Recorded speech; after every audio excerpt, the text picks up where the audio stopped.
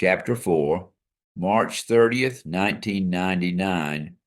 A warm, soft bed at Kellers was just what I needed. The Kellers fed me a good breakfast and had me back on the trail by 8:45. I was at Tray Mountain Shelter at 1 o'clock where I set up for the afternoon and evening. This is my first shelter. I must admit that stopping this early in the day wastes time and energy. August, a hiker we met as we left the parking lot on the first day, was already setting up for the evening and night at Tray Mountain. I thought that making this a short day might salvage my trip.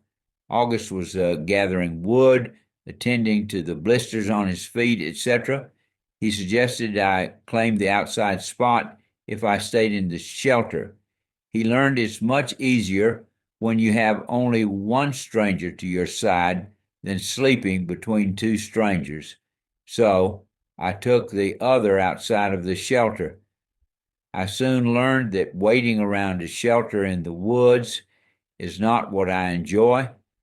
My thoughts carried me back home to my wife and the many emotions of leaving my congregation and being unemployed for the first time in my adult life. There's no good place to rest. You're usually cold and the shelter floor is tough. Before bedtime, the shelter was complete and several folks were intense. I enjoyed meeting new folks, but I wouldn't say I liked the idea of sleeping with 8 or 9 strangers. It was not a restful night, and I learned I had to sleep outside the shelter in my tent. I traveled part of the day with Joe and Bristlecone. I met Sleepy Jean, a 65-year-old retiree walking the trail alone. As we talked, Sleepy Jean said she sold her house and furniture. She had no home and no address. While walking the trail, she used a child's address to receive her retirement check. She stayed 4 days in Neel's Gap because she injured her knee. She is having great difficulty with her knees. I met 3 older adults walking today. It is treacherous walking. I was surprised to see them. I must admire those who take on such a challenge. I met Smokey Joe today. Smokey is a South Georgia boy and the son of a Baptist preacher from Jacksonville, Georgia. I also met Magnolia and Gray Rabbit. Galahad and his wife, Little Feet, are setting up for the evening at the shelter.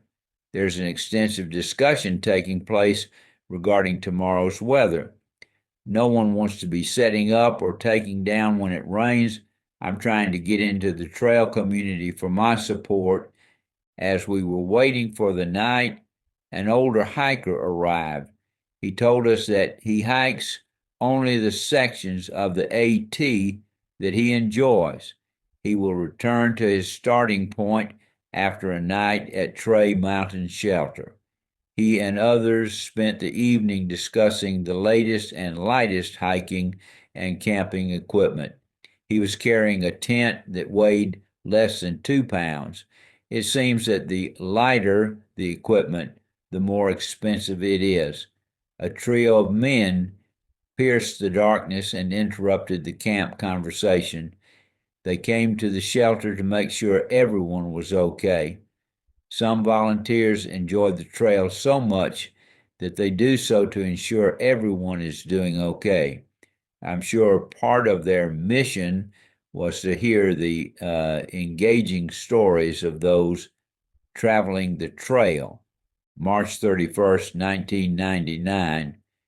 It began raining hard as I left the shelter early this morning.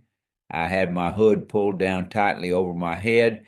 As I left, I did not look carefully at the markers. I knew that the trail should be going downhill, but I was going uphill. I thought something was wrong. I couldn't figure out what I had done wrong. I should have known as I left that this was not what I expected, but I was careless, as I often am. I walked in the wrong direction until I found a spot I recognized from yesterday's walk. I violated one of the basic principles of the wilderness. Always know your location and direction. It's never easy having to backtrack, but I did. As this day unfolded, I realized that anyone who does this kind of thing with no more preparation or understanding of what I was taking on is a little shy of a full load. I'm sure that is no surprise to some of you reading this. Today's weather was miserable. I could see only a few feet in front of me because of the heavy fog. I finally got to Deep Gap Shelter at about noon. I changed my shirt because it was very wet and I was getting colder. Hypothermia is one of the significant causes of death among those walking on the trail. Before getting to Deep Gap, I came by another shelter where the hikers had a fire trying to stay warm in the rain and cold. After eating a little, I decided to go on to Dix Creek Gap and then catch a ride into Hiawassee. August, who left the Tray Mountain shelter after I left, was already at the shelter in his sleeping bag, out of the rain and staying for the day and night. He was going to stay at the Blueberry Patch Hostel tomorrow. It was a challenging walk for me because my knees were still swollen and painful. My pack was getting heavier as it absorbed the rain. My shoulders were aching, as were my knees and feet. When I finally got to the road to Hiawassee, I was soaking wet, cold, and hungry. No one was going to pick me up. As I stopped briefly, an older lady pulled up in a utility vehicle and asked if I wanted a ride. Now, rain was pouring down. She was an angel of mercy. I kept thanking her, but she refused my thanks by telling me that she was a hiker and it was a service that she was glad to provide for another hiker. She carried me to a service station where I used a public phone to call Gerald Keller, who graciously came to my rescue again. Gerald carried me back to his house where I showered, got on warm clothes, and called Willene. I begged her to come for me. Willene was surprised to hear from me and reluctant to go after me. It was the worst time of the day for traffic, and she had to work tomorrow. But as usual, Willene sacrificed her time for me. I was discouraged, tired, and hurt, and needed some TLC. After I got cleaned and settled at the Kellers, we ate supper at a nearby local restaurant where we had a delicious meal and a good conversation. The Kellers agreed to take me to Gainesville to meet Willene. Off the trail with embarrassment. Being off the AT with tendinitis wasn't very comfortable for me. Had I made a mistake by resigning from my church, and now, only a few days into my 6-month adventure, I was on my way home? There were too many emotions for me to sort through at the time. I'm not a quitter, but it appeared that I was one. How will I explain this to others? I boasted so much about doing the entire trail. How will I explain that I'm not doing what I said I would do? I must admit that I was in a situation where I couldn't understand myself and certainly couldn't explain it to others. The Kellers carried me to McDonald's in Gainesville, Georgia, where I met Willene at 8:30 p.m.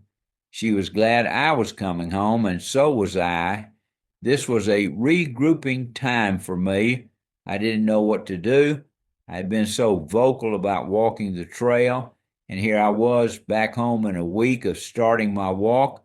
I felt defeated, not to use a pun about defeat. I thought that my knees would recover after a few days of rest, but I had never had a problem like this before, so I didn't know. I knew I didn't want to sit around a shelter and campfire waiting days for my body to mend when I could be in a comfortable bed at home. Being unemployed was a new concept for me. This was the first time I didn't have a job in my working life. I had taken off from my work to walk the trail, but couldn't physically or emotionally do it. Not only did I have knee problems, but I also had heart problems. Perhaps the heart problem was the most severe problem that I encountered. Before you come to the wrong conclusion, my heart problem was that I missed my sweetheart. I'd never been away from Willene for more than a few days and missed her. It was personified when facing the physical pain and the environmental discomfort. My mind traveled home often as I thought about this monumental feat I was attempting. After all this pain and agony, I've walked only 67.8 miles of the AT. That was distressing when I realized I lacked only 2,100 more miles to reach my goal. I was embarrassed by my lack of achievement. I've never been one to quit easily, but this one got me. How would I tell folks that I was a wimp? I was baffled and disappointed in myself that pain was getting the best of me, but that was the way it was. Wayne Ryan came to the house the night after I returned home with some pictures he had taken. He was surprised to find me lying on the couch when he thought I was still in the mountains. This was the beginning of many people I would face and explain why I couldn't complete my goals. April 5th, 1999, with renewed energy and commitment, I drove to Hiawassee this morning to pick up the trail where I left it a week earlier. Reba Keller drove me to Dix Creek Gap. She drove my car back to her place so Willene could get it on Friday. I was back on the trail by 11 o'clock. I met Slank, through hiker. His partners, Plank and Tank, were a couple of days ahead of him because he had knee problems. He had reduced his load by sending his equipment ahead to Fontana Dam. I met several others on the trail, including several men on an overnight backpacking trip with their sons. As I continue my journey, I realize I've got a problem with my knees that I may not overcome. By the time I got to Plum Orchard Shelter, which is only 4.5 miles from Dix Creek Gap, I was once again nearly paralyzed by the pain in my knees. As I set up camp by 3 o'clock, I was in a stupor regarding what to do. To continue to Winding Stair Gap meant that I was getting farther and farther away from help should I need it. I came to the decision that I would backtrack to Dix Creek Gap because it was the shortest. Defeated, embarrassed, what more can I say? April 6, 1999. On Tuesday, April 6, I began one of my longest days. It was a long day because I had to walk 4.5 miles before getting assistance or relief for my knees, but it also meant that I would have to abandon my trip. Everyone cautioned me from the beginning, take care of defeat. I was not, however, cautioned to take care of the knees. I arrived at Dix Creek Gap by 12:30. I caught a ride with a local man who was earning money by providing transportation for $5 into Hiawassee. I was the only one he had. Some hikers told me that they would take me in for a joint of marijuana, but of course I didn't have any. He was reluctant to carry only one person. When I got to the service station where I asked to be taken, I was so grateful that I paid him $10. I called Gerald Keller, who was glad to bring me my car. Then I drove to Calhoun to meet Willene, who was there with her mother. Now, what should I do? At present, I'm giving my knees another rest. After a while, I will begin hiking some of the trails in local areas to evaluate my knees and see how they will hold up. I'm not sure I can do the Appalachian Trail, but I've done more than I would have had I not made this attempt. In Chapter 5, I hike several trails to save face.